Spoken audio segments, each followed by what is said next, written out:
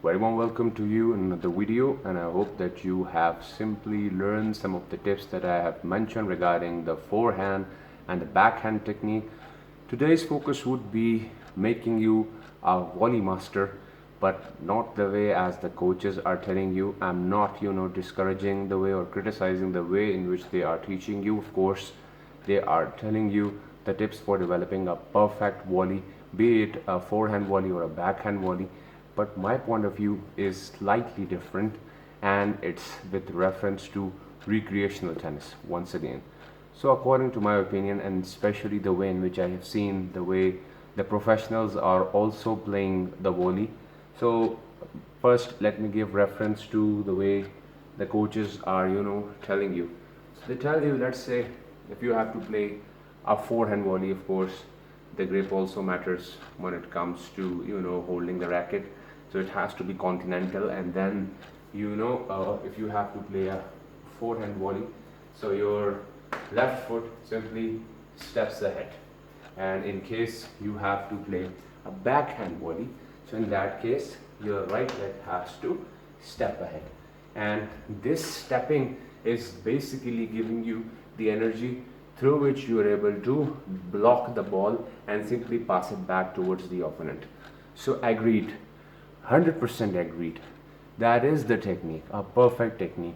But my question to you people also, you can also answer it back in the comment section if you wish to, is that do you really think in a real match situation you get this much of time in which the ball is approaching you gradually spinning, and then you simply start stepping, taking your left foot forward as well as the right racket forward, and you make the step, and through that you receive or hit a perfect volley towards the opponent, be it straight or at the cross court side.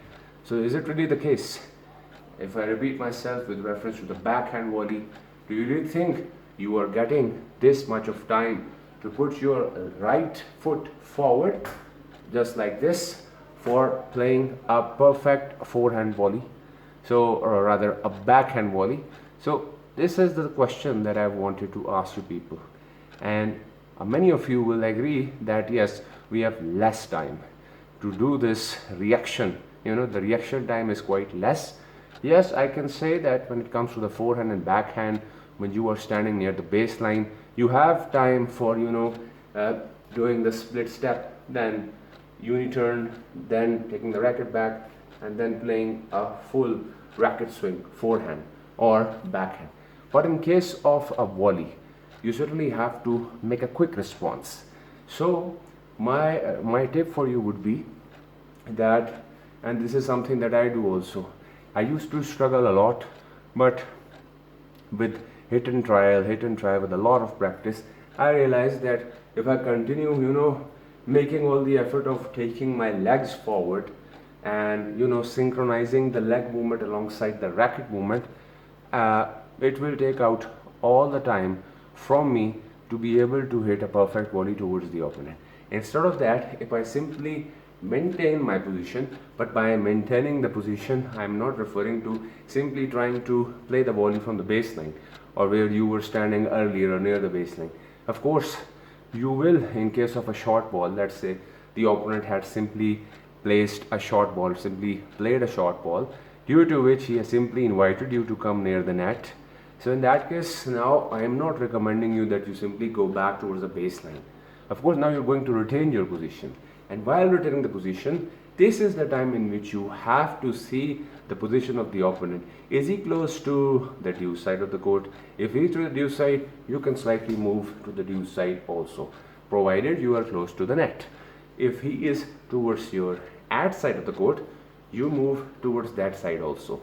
But the condition is that you have to be close to the net, close enough that you are able to block the way or the passage for him to play an ad side shot or down the line shot. But if you are standing behind, let's say near the tee, then you won't be able to cover the entire court. The area for him would be wide. He can play shots at any corner and you won't be able to cover it up. So therefore the tip is that if you are close to the net, then you would be able to block your opponent, and then you don't have to worry that much about extending your left leg or the right leg. Rather, once you have blocked him, then you can simply focus more on moving your racket forward,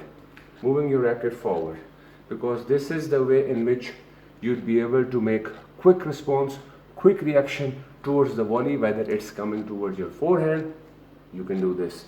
Backhand, you can play it like this, and then follow the rest of the pattern. And one interesting thing that you can do, but it will come with time, is that instead of extending the entire leg forward, you can simply I'm going to play this shot, but follow the leg movement. I'll do this, or for backhand I'm going to, so I'm not doing this or that, I'm just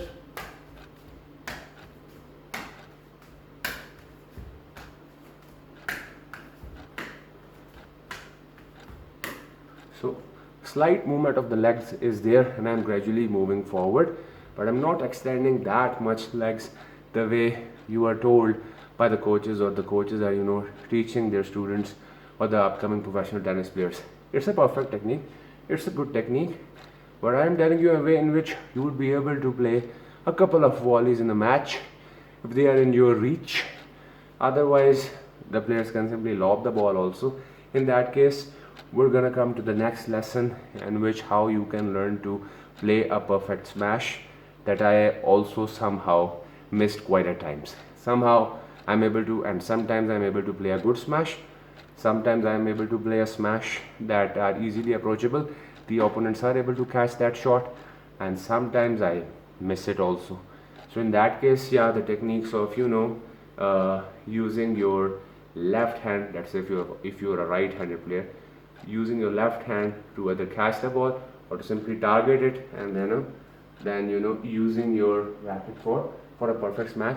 That is something that we're going to come ahead in the next video, but for now the focus was on teaching you the right way of playing a realistic volley in our situation. So of course you can follow the style that are taught by professional coaches, as well as the style adopted by the professional tennis players, but this is also a technique in which you can save time as well as be a good volley master.